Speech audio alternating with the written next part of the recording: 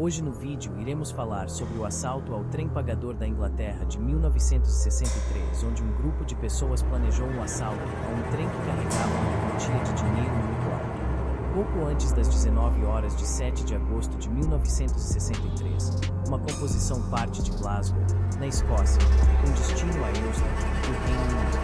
Não era um trem comum, não carregava passageiros. Em seus vagões, estavam distribuídos 70 funcionários dos Correios e somente um guarda.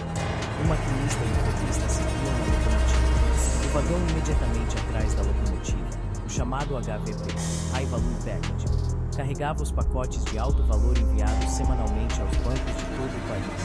Eles continham dinheiro, a maior parte notas usadas de pequeno valor, para ser distribuído e cobrir as reservas de cada agência.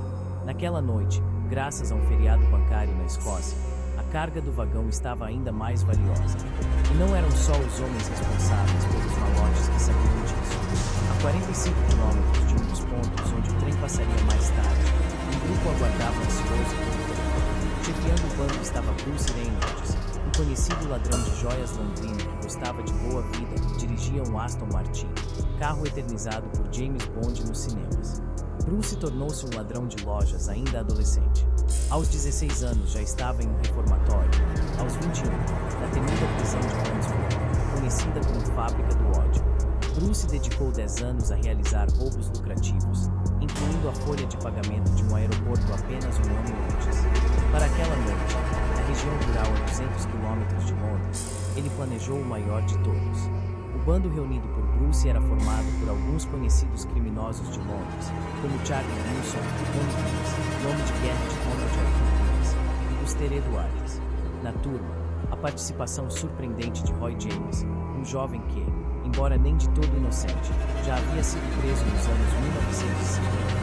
Agora era um bem-sucedido piloto de corridas, tendo vencido 9 das últimas 16 provas da Fórmula Júnior inglesa. 3 dias antes, esse apaixonado por velocidade batera o recorde de melhor volta em ainda. Pouco depois da meia-noite, o trem chega à estação de Breve, na Inglaterra, para a troca de operadores. Jack Mills, o maquinista, assume o comando da locomotiva. Volta atrás, os malotes seguem.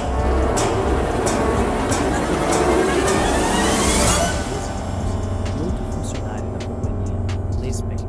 À meia-noite e meia, Jack Mills coloca o trem em movimento rumo à estação de Euston, em Londres, passando pela região rural de Buckinghamshire. Enquanto isso, a quadrilha de Reynolds se preparava para interceptar o trem. O grupo verificou os mapas, os relógios e todos os pontos do plano, sem nenhum alarde, pois o bando deixou a fazenda Leatherslade, uma casa que ficava a 50 quilômetros do local no rio, onde estavam escondidos para planejar a ação. Depois, percorreu a pequena e mal cuidada estrada de terra até a via principal. A quadrilha vestia o uniforme do exército e dirigia 2 Land Rovers militares usados. Como havia uma base não muito distante, eles esperavam não levantar suspeitas caso sejam vistos. Bruce Reynolds comandou a tropa com seu traje de major. O caminho é silencioso. Todo o trabalho, iniciado 5 meses antes, com o levantamento das rotas dos trens, número de funcionários a bordo, reuniões intermináveis no apartamento de Buster Edwards e aprendizado sobre sinalização e funcionamento dos trens, estava prestes a levar o grupo a embolsar uma bolada. Eram 2 horas da madrugada quando Reynolds e seu bando chegam à Ponte Brideiro, onde pretendem roubar o trem. O plano era tomar a composição a 800 metros dali, alternando 2 sinalizadores da encruzilhada para obrigar a locomotiva a parar. Os carros foram estacionados sob a ponte enquanto Reynolds e Roy James cortaram os cabos telefônicos. Já eram quase 3 horas e o trem passaria por ali em minutos. Parte do grupo tomou a encruzilhada para alterar os sinais. O primeiro, composto de 2 luzes, em geral fica verde para permitir a passagem do trem. A quadrilha alterou o sinal para amarelo, que, além de ser um alerta para que a locomotiva diminua a velocidade, também indica uma provável luz vermelha no segundo sinal. No sinal seguinte, o sinal verde foi coberto por uma luva e o vermelho foi aceso, ligado a 4 baterias de 6 volts. O cenário estava pronto para reter o trem. Às 3h15, o trem pagador se aproximou. Jack Mills avistou a sinalização e criou a composição. A locomotiva parou a 6 metros do sinal vermelho. Como de praxe, o foguista desceu do trem para telefonar ao responsável pela sinalização e verificar o problema. Descobriu que os cabos estavam cortados. Sozinho, no escuro, David Fitch foi facilmente rendido por um dos homens do bando enquanto outros 3 já estavam sob os vagões, desacoplando a locomotiva e o HVP da composição. Na pressa, deixaram os cabos de força conectados. O grupo levou David Fitch de volta à locomotiva, onde encontrou Jack Mills. O maquinista foi atendido com bolas de barro de ferro e jogado no chão, salvando o mundo. A missão agora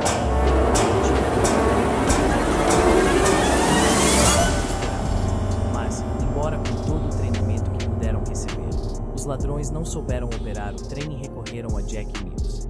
Debilitado, o maquinista colocou o trem em movimento. Nesse momento, no vagão dos pacotes valiosos, os 2 funcionários dos Correios perceberam que algo estava errado, pois ouviram o tubo de vapor se romper.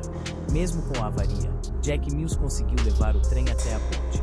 Os bandidos algemaram o maquinista e seu assistente na casa das máquinas e partiram para tomar o vagão do dinheiro.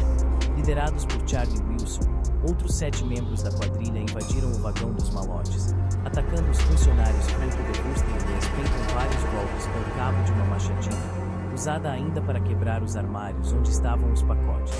Uma corrente humana iniciou a retirada dos pacotes de dinheiro do vagão, levando-os até os carros embaixo da ponte. No tempo controlado por Reynolds, 20 minutos, conseguiram descarregar 120 dos 128 malotes que o vagão levava. Não era prudente continuar a operação, pois seria dado o alarme se o trem não chegasse à estação de mudança. Além disso, os funcionários dos Correios nos vagões que foram deixados para trás poderiam começar a desconfiar de algo.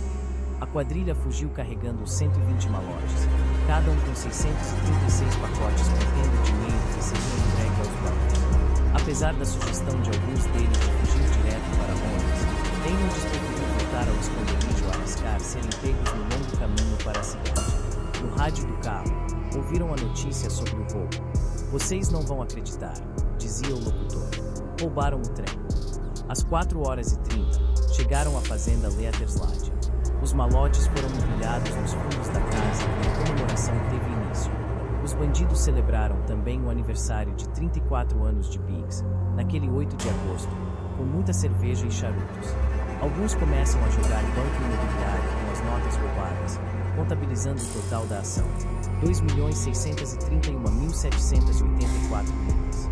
No hospital em Aylesbury, Jack Mills e David Fitch aguardavam que um policial retirasse as algemas deixadas pelos bandidos.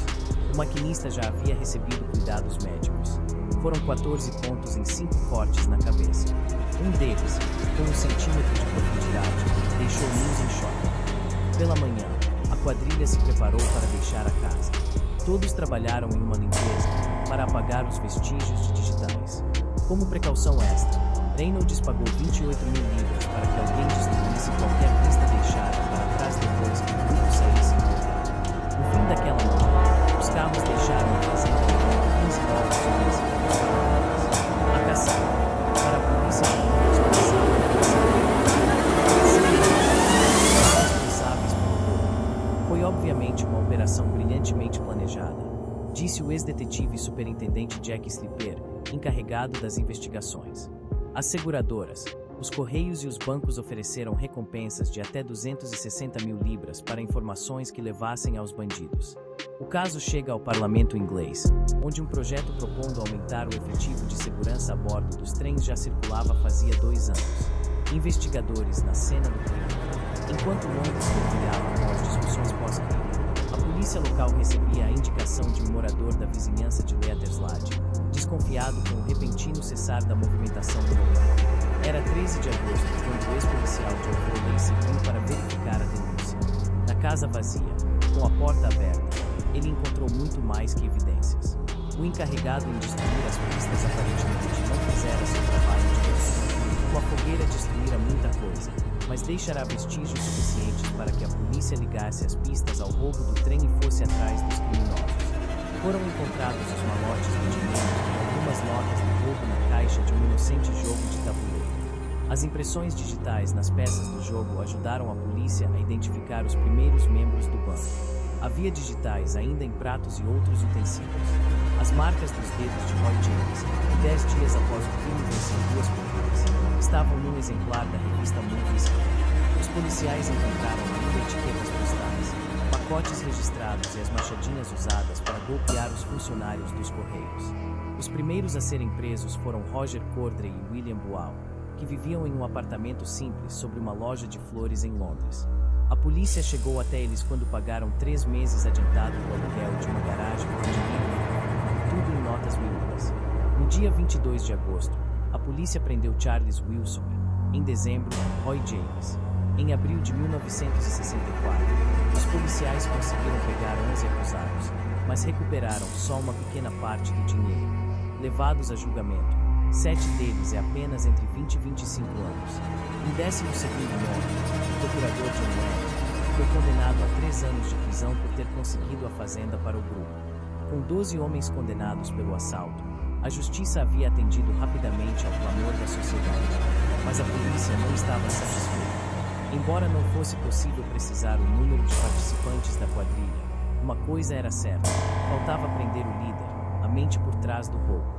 Vivendo sob identidade falsa nos arredores de Londres e até no exterior, Bruce Reynolds ficou foragido por 5 anos antes de ser preso. Em maio de 1969, condenado a 25 anos de prisão, foi liberado em 1970. Nada além de minguadas 336.518 libras foi recuperado do maior roubo da história da Inglaterra até então. Um crime que durou quase o mesmo tempo que você levou para ler esta matéria.